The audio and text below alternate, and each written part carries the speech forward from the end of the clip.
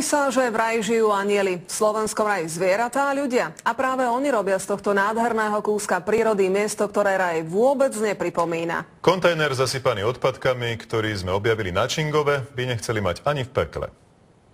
Stovkám chatárov v Slovenskom raji na Čingove slúži jeden jediný kontajner. V zime ich síce chodila menej ako v lete, ale dopadne to potom takto. A hoci sme sa neskôr dozvedeli, že na inom mieste Čingova je ešte jeden, ukazuje sa, že je to málo. A takýto pohľad vám prechádzku rajom nespríjemní. A to sa platí?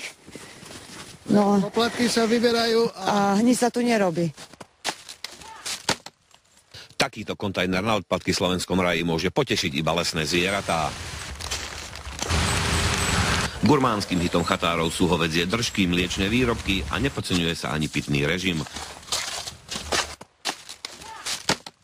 Musel tam niekto nanosiť, aj ten, kto tam není cez zimu, ako tvrdia chatári. Obec obrovské peniaze doplácala na vývoz odpadov. A tak šetrí pri prenajímaní kontajnerov. Chatárom už zdvihli cenu a zmenili aj pravidlá platenia za odpad. Už sa nevyberá za chatu, ale platí každý, kto je uvedený ako jej majiteľ.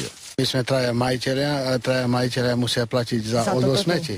Keď každý zaplatí tak, ako je v platobnom výmere dané, bude viacej peniažkov na ten vývoz odpadu. Zo Slovenského raja Marek Baláš, televízia Markíza.